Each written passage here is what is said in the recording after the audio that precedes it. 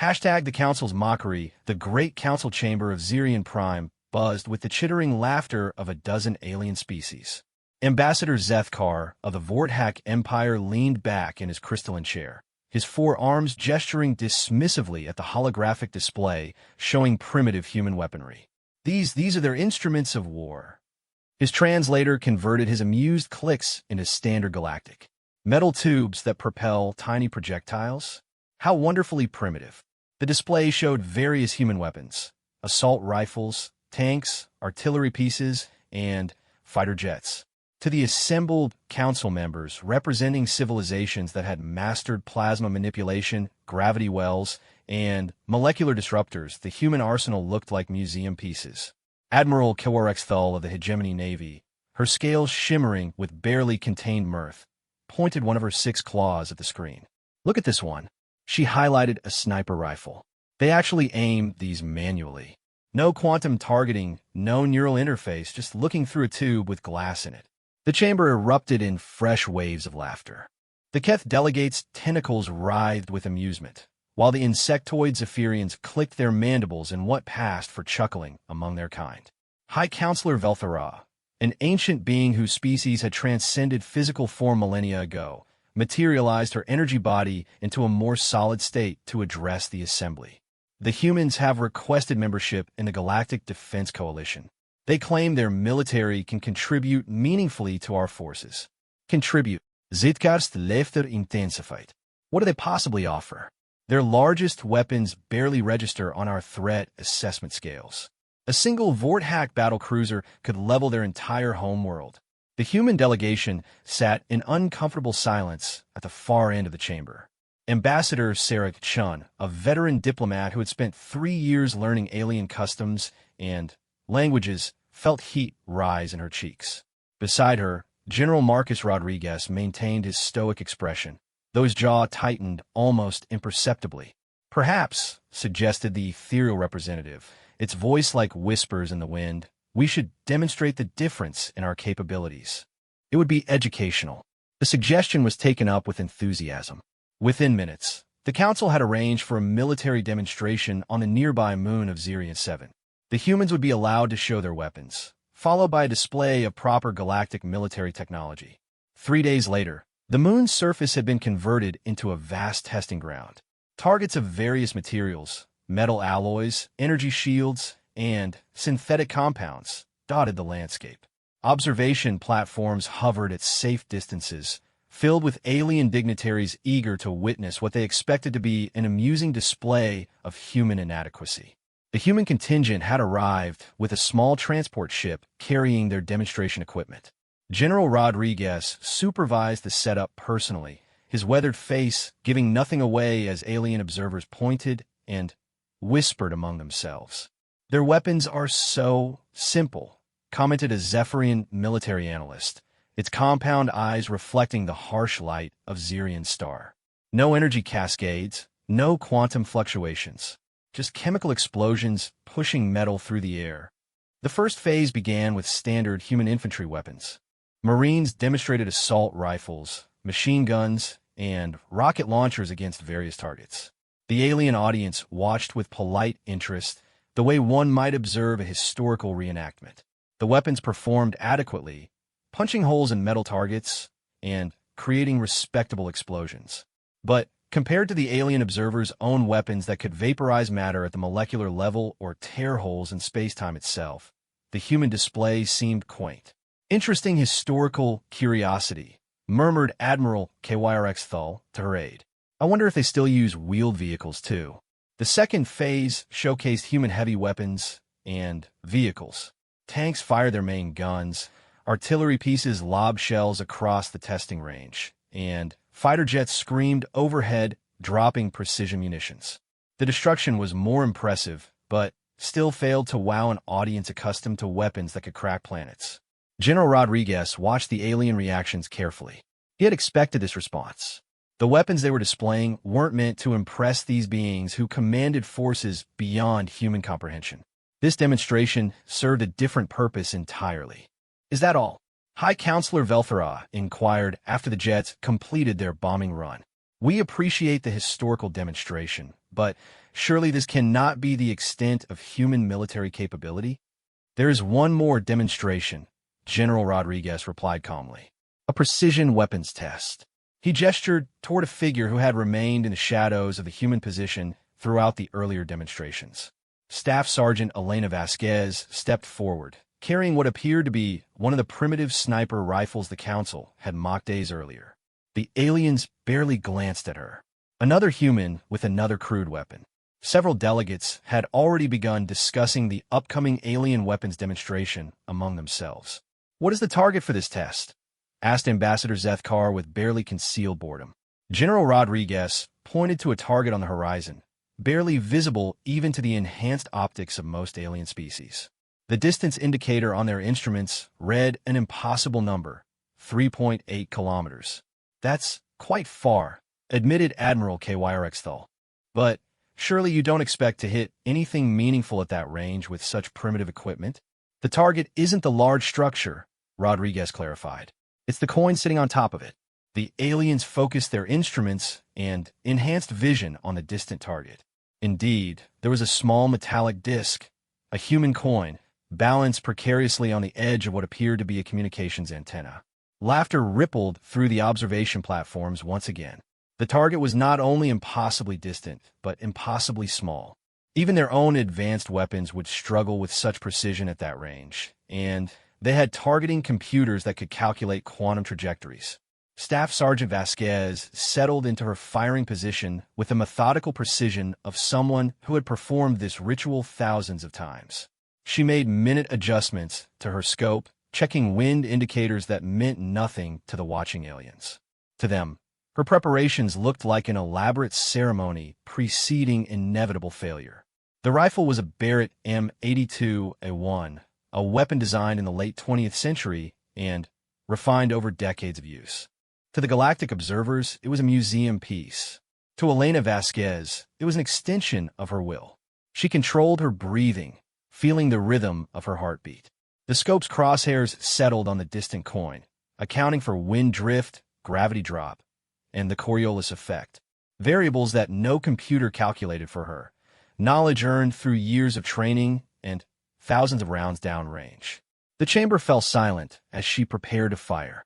Even the most skeptical aliens found themselves holding their equivalent of breath, watching this primitive human prepare to attempt the impossible with equipment they considered obsolete. Elena's finger tightened on the trigger. In the quantum calculations of alien weapon systems, this shot was already classified as a certain miss. The variables were too numerous, the distance too great, the target too small, and the weapon too primitive. But Elena Vasquez wasn't thinking about quantum calculations or alien technology. She was thinking about the thousands of hours she'd spent on ranges from Afghanistan to Antarctica, perfecting her craft with dedication that bordered on obsession.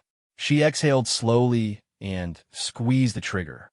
The impossible shot. The Barrett's muzzle flash lit up the testing ground like a miniature star going nova. The thunderous crack of the rifle echoed across the barren landscape, causing several of the more sensitive alien species to flinch despite their advanced auditory protection. For 2.3 seconds, the projectile traveled through the thin atmosphere of Zirian 7, following a ballistic arc that would have been impossible to calculate without sophisticated computers, except Elena Vasquez had done in her head, using nothing but experience, instinct, and an understanding of physics that came from a lifetime of making impossible shots possible. The alien observers tracked the bullet's path with their instruments, watching the primitive chunk of metal hurtle toward its target. Their advanced sensors could follow every microsecond of its flight, and their computers calculated the probability of success in real time. The Vorthack battle computers gave it a 0.0003% chance of hitting the target structure, much less the coin balanced on top of it. The hegemony's quantum targeting systems rated the probability as statistically impossible. Even the ethereals, with their mastery of probability manipulation, registered the shot as having no meaningful chance of success. But as the seconds ticked by and the bullet maintained its trajectory, the laughter in the observation platforms began to die away. The projectile was tracking remarkably close to the target zone, closer than their own predictions had suggested was possible. Admiral HFY leaned forward in her seat, her scales shifting from amused blue to concerned yellow. It's actually going to get close to the target structure. Ambassador Zethkar's 4 eyes focused intently on the tracking display. Impossible. The atmospheric conditions alone should have thrown off the trajectory by several meters. How could they calculate for micropressure variations without quantum sensors? The bullet continued its arc through the thin air, maintaining a course that defied every computational model the aliens had run. Their instruments showed no evidence of guidance systems, no quantum manipulation, no gravitational adjustment. Just a piece of metal following the laws of physics within precision that their computers insisted was impossible. High Counselor Velthara materialized more solidly, her energy form crackling with sudden interest. The projectile's path is remarkably stable. How did the human account for the Coriolis effect on this moon's rotation? Their instruments show no evidence of rotational compensation algorithms. Perhaps it's luck, suggested the Keth delegate, though its tentacles writhed with uncertainty. The bullet reached the apex of its trajectory and began its final descent toward the target. The alien instruments could now calculate the impact point with increasing precision, and the results were causing considerable consternation among the observers. Impact prediction is showing. Admiral Korexthal's voice trailed off as she stared at her display. This cannot be correct. The Zephyrian analyst's compound eyes were locked onto its instruments. Confirming trajectory analysis. Projectile path intersects target zone within acceptable margins for a direct hit on the primary target. A hush fell over the observation platforms. Thousands of alien minds, backed by computing power that could simulate entire galaxies, watched as a primitive human projectile approached a target they had deemed impossible to hit. The bullet struck at 3.8 kilometers distance, traveling at over 800 meters per second. The .50 caliber round impacted the small coin with perfect precision. The metallic disc exploded into glittering fragments that caught the light of Zirian's star, creating a brief shower of sparks that was visible even to unenhanced alien vision. The silence that followed was absolute. For several long moments, no one spoke. The various alien dignitaries stared at their instruments, running diagnostic checks and recalibrating their sensors. Surely there had been some error. Some malfunction that had caused their targeting computers to misread the results. But every instrument confirmed the same impossible truth. A human, using what they considered primitive technology, had just achieved a shot that their own advanced weapons systems had calculated as impossible. General Rodriguez broke the silence first. Confirmed hit on target. Would the observers like to verify the results? A small reconnaissance drone was dispatched to examine the target site. Its high-resolution cameras transmitted back images that left no room for doubt. The coin was gone, reduced to scattered fragments around the base of the antenna. Scoring on the antenna itself showed that the bullet had struck the coin dead center, with enough precision to destroy it completely without damaging the structure beneath. Ambassador Zethkar was the first to find his voice, though his usual confident tone was notably absent. How did your weapons systems calculate the necessary trajectory corrections? Our sensors detected no active targeting protocols. There were no weapons systems involved, General Rodriguez replied calmly. Sergeant Vasquez made those calculations herself. The translation was repeated several times before the aliens seemed to process what they had heard. A biological entity, using only organic neural processing, had somehow computed trajectories that their quantum computers had deemed impossible. The human brain cannot process the necessary variables, insisted the ethereal representative, its voice carrying notes of bewilderment. Wind shear, atmospheric density, gravitational variation, rotational compensation, the calculations required would exceed organic processing capacity by several orders of magnitude. Staff Sergeant Vasquez finally spoke, her voice carrying the quiet confidence of a professional who had just done her job exactly as trained. I don't do calculations. I feel the shot. The statement caused another wave of confused chittering among the alien observers. The concept of feeling a mathematical probability was alien to species who had long ago replaced intuition with computational certainty. Admiral Coerexthol's scales shifted through several color patterns that indicated deep confusion. Feel? You are suggesting that biological intuition can surpass quantum computation. I'm suggesting, Elena replied, checking her rifle's condition with practiced efficiency, that you can build all the computers you want, but at the end of the day, someone still has to pull the trigger. The implications of what they had witnessed began to sink in among the alien delegates. Every species represented in the Galactic Defense Coalition had long ago moved beyond individual marksmanship. Their weapons were guided by artificial intelligence. Their targeting was handled by quantum computers. Their warfare was conducted by machines operating at speeds far beyond biological reaction time. The idea that an organic being could outperform their technology using nothing but experience and instinct was fundamentally challenging to their understanding of advanced warfare. High Counselor Velthara's energy form flickered with what might have been excitement. This raises interesting questions about the nature of precision and the value of biological input in military systems. It raises questions about everything, muttered Zethkar, still staring at the target confirmation images. If humans can achieve this level of precision with primitive weapons, what does that suggest about the effectiveness of individual soldiers versus automated systems? The demonstration was far from over, but the atmosphere in the observation platforms had already shifted dramatically. The condescending laughter had been replaced by intense focus and growing unease. General Rodriguez watched the alien reactions with satisfaction. This was exactly what he had hoped to achieve. The next phase of their demonstration would drive the point home even more effectively. If the Council is ready, he announced, we have several more demonstrations prepared. The alien delegates exchanged uncertain glances. They had expected to spend the afternoon being entertained by human primitiveness before showing off their own superior technology. Instead, they found themselves confronting the uncomfortable possibility that they might have something to learn from these supposedly backward beings. Elena Vasquez began preparing for her next shot, this one even more challenging than the last. The aliens watched her every movement with newfound respect and growing concern about what other surprises the human military might have in store. The snipers are at the target for Elena's second demonstration was even more audacious than the first. At 4.2 kilometers distance, a playing card had been suspended between two metal posts, held in place by the thinnest of wires. The objective was not merely to hit the card, but to sever the wire holding it without damaging the card itself. This is becoming absurd, Admiral Coerexthol muttered, her scales flickering through agitated color patterns. Even if the first shot was somehow calculated correctly, this level of precision is physically impossible for organic beings. The Zephyrian military analyst was running continuous scans of Elena's position. No enhanced cybernetics detected.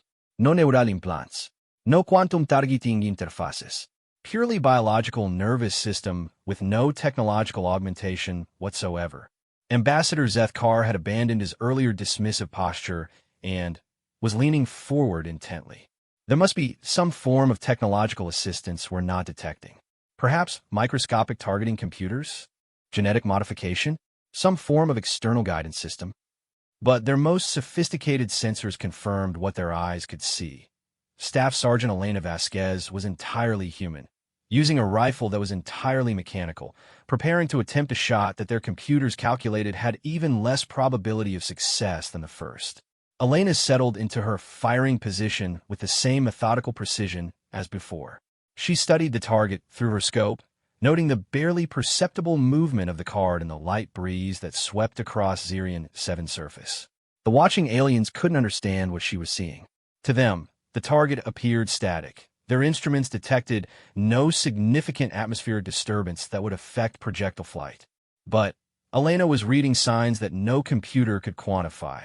The subtle shift in dust patterns on the ground, the way shadows fell across different areas of the testing range, the feel of air movement against her skin. Winds shifting, she murmured to herself, making minute adjustments to her scope. 3 degrees left, dropping 2 clicks. General Rodriguez observed the alien delegates as they struggled to comprehend what they were witnessing. These beings commanded technologies that could reshape matter at the quantum level, but they were baffled by humans' ability to read environmental conditions through sensory input and experience. The human is making adjustments, noted the ethereal representative. But our atmospheric sensors detect no significant environmental variations that would require correction.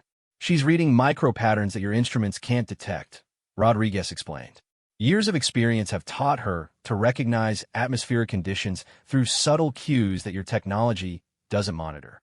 The concept seemed almost mystical to species who had relied on technological precision for millennia.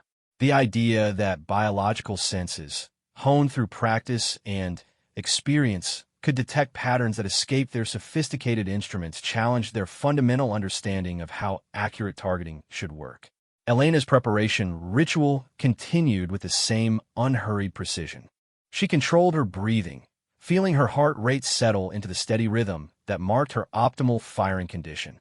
Around her, alien instruments monitored every biological function they could detect, try to understand the process she was using to achieve impossible accuracy. Elevated adrenaline levels, reported a Keth medical officer, its tentacles dancing over biological scanners. But controlled breathing patterns suggest conscious regulation of physiological responses. Neural activity shows intense focus, but no signs of computational processing, added a Vorthack technician. Brain patterns indicate high concentration, but no evidence of mathematical calculation. Elena was thinking about none of the things the aliens were measuring. She wasn't calculating wind speed or atmospheric density or gravitational variations. She was simply becoming one with the rifle, the target, and the space between them. This was the part of sniping that couldn't be taught through manuals or simulations. It was an art form that required thousands of hours of practice to develop. The ability to synthesize countless variables into a single moment of perfect intuitive understanding. The card fluttered slightly in the breeze, a movement so subtle that most of the alien observers missed it entirely. But Elena saw it and understood what it meant about wind patterns at the target location. She made another minute adjustment, a correction so small that the watching alien's instruments barely registered it. Firing in 15 seconds, she announced. The observation platforms fell silent again. Every available sensor was focused on the target area, recording the event from multiple angles and spectrums. If Elena succeeded again, the implications would be staggering. If she failed, it might restore some sense of technological superiority to the alien observers. Elena's breathing slowed to the measured rhythm she had learned on a dozen different worlds under a dozen different conditions. The rifle became an extension of her body, the scope merely another sense organ, feeding information to a brain trained to process it at levels that transcended conscious thought. She squeezed the trigger with the same smooth precision as before. The bullet's flight path was even more remarkable than the first shot. At the greater distance, atmospheric variations had more time to affect the projectile's course. But Elena had accounted for factors that the alien computers hadn't even considered significant enough to measure. The round struck the thin wire holding the playing card with surgical precision. The wire parted instantly, allowing the card to flutter to the ground unharmed. At 4.2 kilometers distance, Elena had severed a target less than 2 millimeters wide without damaging the object it supported. The silence that followed was even more profound than after the first shot. The alien delegates stared at their instruments in disbelief, running diagnostic after diagnostic to confirm what their sensors were telling them. Impossible, whispered Admiral Kirkstuhl. The precision required to hit a 2-millimeter target at that distance exceeds the mechanical tolerances of the weapon itself. But the evidence was undeniable. Reconnaissance drones confirmed the results. Wire severed, card intact, target eliminated with impossible precision. High Counselor Veltheron materialized more solidly, her energy form crackling with intense interest. The human has achieved targeting precision that surpasses our most advanced weapon systems using equipment we classified as obsolete. This suggests fundamental gaps in our understanding of effective military application. Ambassador Zethkar was no longer able to maintain his dismissive attitude. How many humans possess this capability? Every human sniper receives similar training, General Rodriguez replied.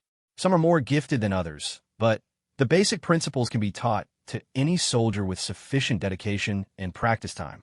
The revelation sent shockwaves through the alien delegation. They had assumed that Elena was some kind of exceptional individual, perhaps a genetic anomaly or enhanced being. The idea that her capabilities could be reproduced through training suggested that humanity possessed military assets they had completely failed to recognize. "How many snipers does your military maintain?" asked the Zephyrian analyst. "Currently active? Several thousand across all branches of service. In reserve, or civilian hunters with similar skills. Hundreds of thousands, possibly millions." The numbers were staggering to aliens who had come to rely entirely on automated weapon systems. The idea that humans maintained hundreds of thousands of individuals capable of precision that surpassed their own technology was deeply unsettling. Elena was already preparing for her third demonstration, the most challenging yet. This target would test not just precision, but the ability to engage multiple targets in rapid succession, a scenario that would demonstrate the tactical applications of human marksmanship in actual combat conditions. The alien observers watched her preparations with newfound respect and growing unease. If humans could achieve this level of precision with primitive weapons, what did that suggest about their potential effectiveness in actual warfare? The demonstration was revealing capabilities that challenged every assumption the Galactic Defense Coalition had made about human military potential. And Elena was just getting started. #Rapid Precision for the third demonstration. General Rodriguez had arranged something that would showcase not just individual precision, but the tactical applications of human marksmanship. 5 targets had been positioned at varying distances across a 180-degree arc, ranging from 2.8 to 5.1 kilometers away. Each target was a different size and presented unique challenges: a communications relay dish, a vehicle antenna, a structural joint on a tower, a sensor array, and a fuel tank coupling. The objective, Rodriguez announced to the increasingly attentive alien audience, is to disable all 5 targets in sequence within 90 seconds. Each requires a different approach. Some need precision strikes to sever connections. Others require specific impact points to disable functionality without causing dangerous explosions. Admiral Orcs' scales had shifted to patterns indicating intense concentration. Even our automated targeting systems would require substantial computational time to calculate optimal firing solutions for such varied targets across that range of distances. "How long would your systems need?" Elena asked, settling into a position that gave her sight lines to all 5 targets. "Minimum 30 seconds for quantum calculation and targeting optimization," replied the Zephyrian analyst. "Assuming ideal atmospheric conditions and no interference." Elena smiled grimly. "I'll have it done in 90 seconds total, including target acquisition and engagement." The claim seemed impossible. Even if she could maintain her demonstrated accuracy, the time required to reacquire targets, calculate new firing solutions, and adjust for different distances and conditions should have taken far longer than 90 seconds. The human brain cannot process multiple complex firing solutions simultaneously, insisted the ethereal representative. The computational requirements increase exponentially with each additional target. But Elena was already beginning her target assessment, studying each objective through her scope with the rapid efficiency of someone who had performed similar tasks under actual combat conditions. She wasn't calculating firing solutions in the way the aliens understood computation. She was building an intuitive map of the engagement sequence that took into account factors no computer could quantify. Target 1. The communications relay at 3.2 kilometers. The dish was rotating slowly, presenting a moving target with a specific vulnerable point where the control cables connected to the mounting assembly. She would need to lead the rotation and strike the cables during a brief window when they were fully exposed. Target 2. The vehicle antenna at 2.8 kilometers. A clean shot through the base mounting would topple it without damaging the vehicle itself. The closest target, but requiring the most precision to avoid collateral damage. Target 3. The structural joint at 4.4 kilometers. The tower's stability depended on a specific bolt assembly. One well-placed shot would disable the structure's integrity without causing immediate collapse, demonstrating controlled demolition capabilities. Target 4. The sensor array at 5.1 kilometers. Multiple components needed to be disabled, but only one shot would be allowed. She would need to strike the central processing unit that coordinated all the sensors, a target smaller than a dinner plate at maximum range. Target 5. The fuel coupling at 3.7 kilometers. The most dangerous target, requiring surgical precision to sever the connection without igniting the fuel system. 1 millimeter too far in any direction could cause an explosion that would damage other demonstration equipment. Elena completed her target assessment in 18 seconds. The alien observers watched in fascination as she mentally choreographed an engagement sequence that their own battle computers would need several minutes to optimize. Beginning engagement sequence, she announced, settling into firing position. The aliens activated every recording and monitoring system they possessed. If they were about to witness something unprecedented in galactic military history, they wanted complete documentation. Elena's first shot took the communications relay dish with mechanical precision. The bullet struck the cable assembly during the exact moment of rotation when the target was fully exposed, severing the control lines and freezing the dish in position. The timing was so perfect that several alien observers actually checked to see if the dish's rotation had been synchronized to her firing rhythm. She worked the bolt with smooth efficiency, chambering a new round while already acquiring her second target. The vehicle antenna fell to her next shot, cleanly separated at the mounting point without any damage to the vehicle's hull. Total engagement time, so far, 26 seconds. The third shot was the most challenging from a computational standpoint. The structural joint required precise impact to disable the tower without causing catastrophic failure. Elena's bullet struck the exact center of the critical bolt assembly, shearing through the metal with enough force to compromise structural integrity while leaving the tower stable enough to remain standing. Remarkable precision, breathed high Counselor Velthera. She's calculated the exact force required to disable without destruction. Our own weapon systems would have difficulty achieving such controlled damage. Elena was already engaging target 4, the sensor array at maximum range. This shot would push her capabilities to their absolute limit, requiring not just distance precision, but the ability to hit a small, specific target within a larger array of similar components. The bullet struck the central processing unit with devastating accuracy, sending sparks flying as the entire sensor network went dark. At 5.1 kilometers, it was the longest precision shot any of the alien observers had ever witnessed with a ballistic weapon. 4 targets down in 62 seconds. Elena had 28 seconds remaining to engage the most dangerous target, the fuel coupling that could explode if struck incorrectly. The alien delegates held their breath as Elena made minute adjustments for the final shot. The fuel coupling was not just a test of accuracy, but of tactical judgment. One wrong calculation could turn a precision demonstration into a dangerous explosion. Elena studied the target through her scope, reading the subtle visual cues that indicated fuel pressure, line tension, and the exact angle needed to sever the coupling without causing ignition. These were variables that no computer could quantify, knowledge that came from years of field experience with similar targets under actual combat conditions. She fired with 7 seconds remaining on the clock. The bullet struck the coupling with surgical precision, severing the connection cleanly. Fuel sprayed briefly before automatic safety systems engaged, but there was no explosion, no fire, no secondary damage. Elena had achieved the perfect balance of force and placement to disable the target safely. Total engagement time, 83 seconds. The silence that followed was the longest yet. The alien observers sat motionless, struggling to process what they had witnessed. In less than 90 seconds, using a weapon they considered obsolete, a single human had achieved what their most advanced automated systems would have required several minutes to accomplish, and had done so with greater precision than their quantum computers could calculate. Ambassador Zethkar was the first to speak, his voice carrying a note of awe that had been entirely absent from his earlier comments. 5 different targets, 5 different tactical requirements, 5 different firing solutions, calculated and executed in real time by organic neural processing alone. Not calculated, Elena corrected, conducting her post-engagement equipment check.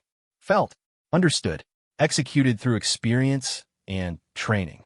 The distinction was lost on most of the alien observers, but its implications were staggering. They had built their entire military philosophy around computational superiority and automated precision. The idea that organic intuition could outperform their technology was fundamentally challenging to their worldview. Admiral Corexthal's scales had shifted to colors indicating deep thought and reassessment. If individual humans can achieve this level of precision and tactical flexibility, what does that suggest about human military capabilities in actual combat scenarios? It suggests, General Rodriguez replied with quiet satisfaction, that you might want to reconsider your assessment of human weapons and the soldiers who use them. The demonstration had revealed something profound about human warfare that the aliens had completely failed to understand. While they had focused on the technological sophistication of human weapons, finding them primitive, they had entirely missed the extraordinary capabilities of the humans who wielded those weapons. But the most shocking revelation was yet to come. Elena's demonstration had shown individual precision and tactical ability. The final phase would demonstrate something even more disturbing to alien military doctrine: human adaptability under pressure and the ability to achieve the impossible when conventional solutions failed. #The impossible standard. The final demonstration had been designed to push beyond the realm of marksmanship and into something approaching the miraculous. General Rodriguez had saved the most challenging scenario for last, one that would demonstrate not just human precision, but human adaptability when faced with seemingly impossible odds. For our final demonstration, Rodriguez announced, Sergeant Vasquez will attempt something that we call an adaptive engagement scenario. She will have no advanced knowledge of the target configuration or location. The alien observers stirred uneasily. All previous demonstrations had allowed for target assessment and preparation time. The idea of engaging unknown targets without preparation seemed to violate every principle of effective marksmanship. High Counselor Velthara's energy form flickered with interest. Unknown targets?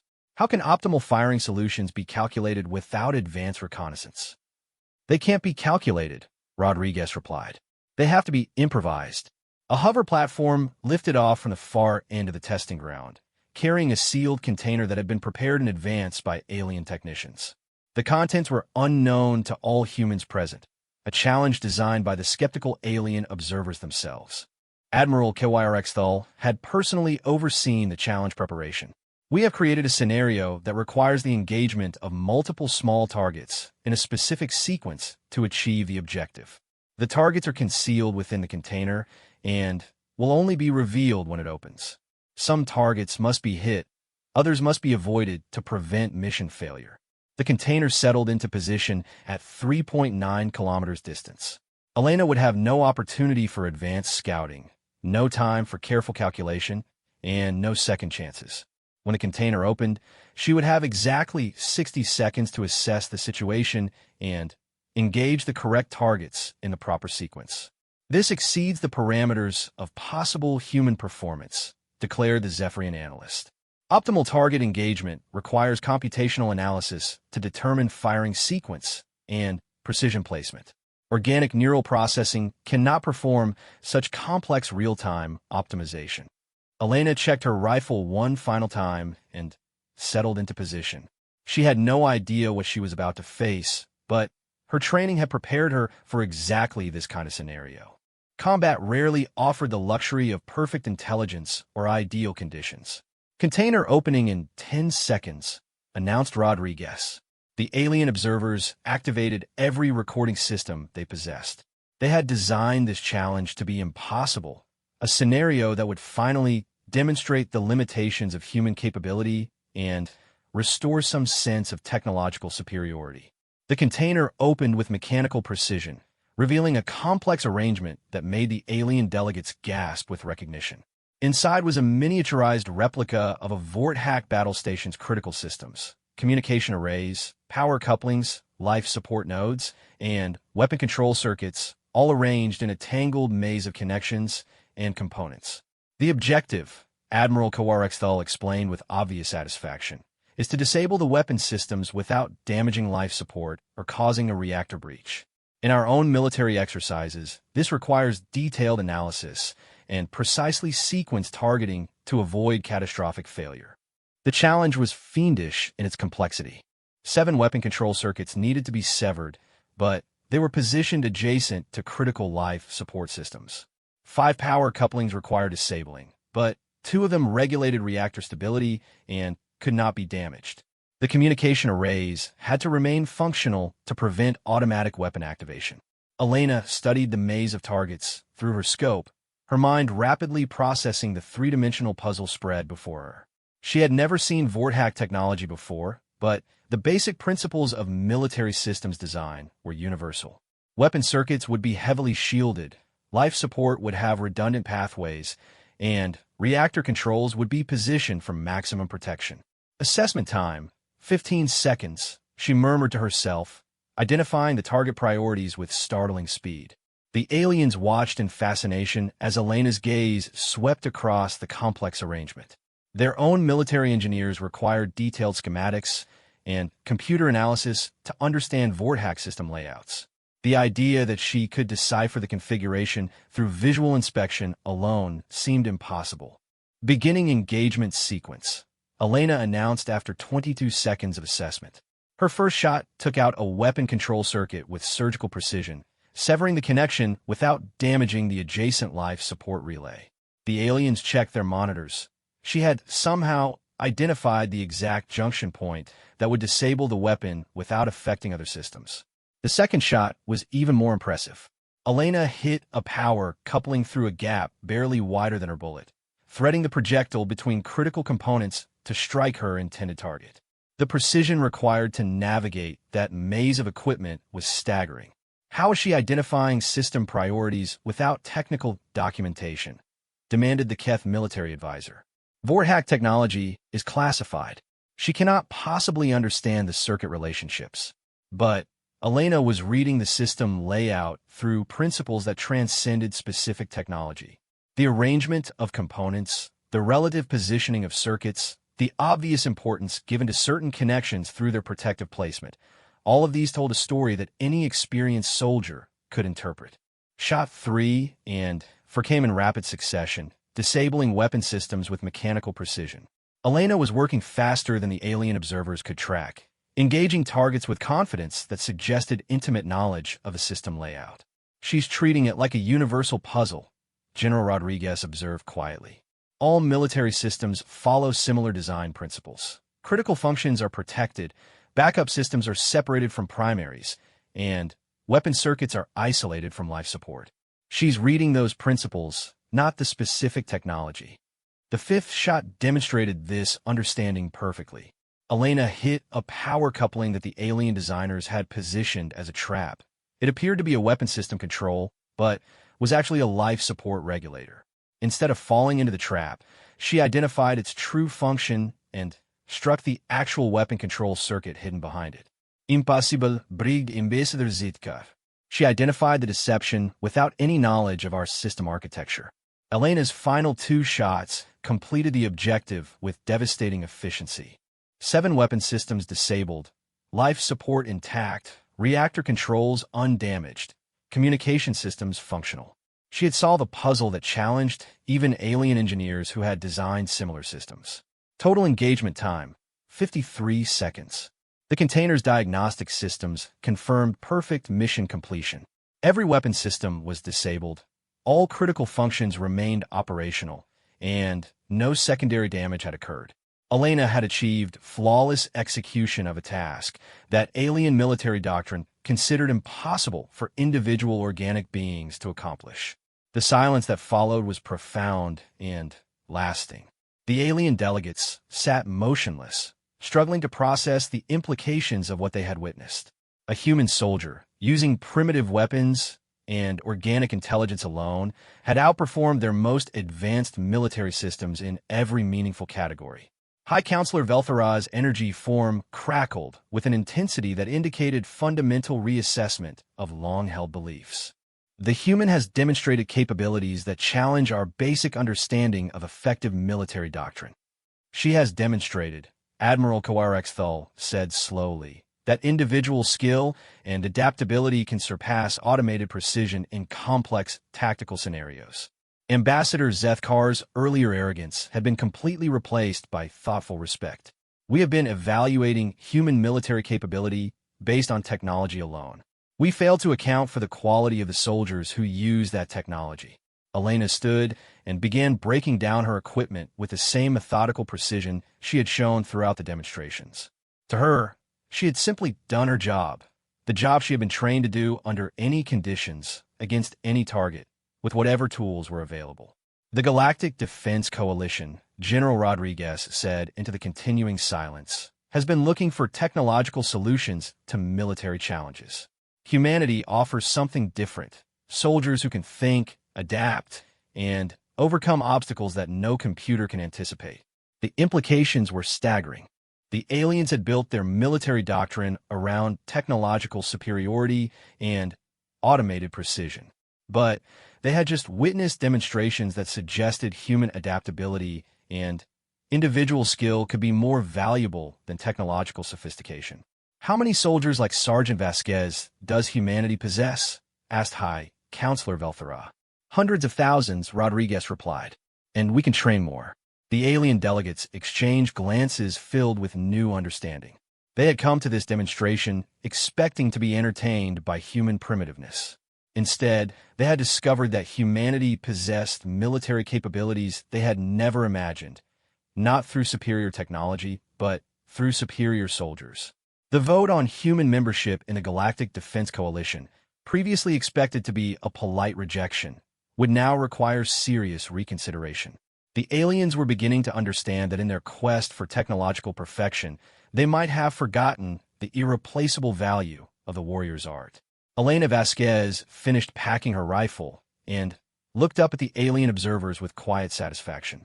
"Any questions about human weapons?" she asked. Nobody laughed.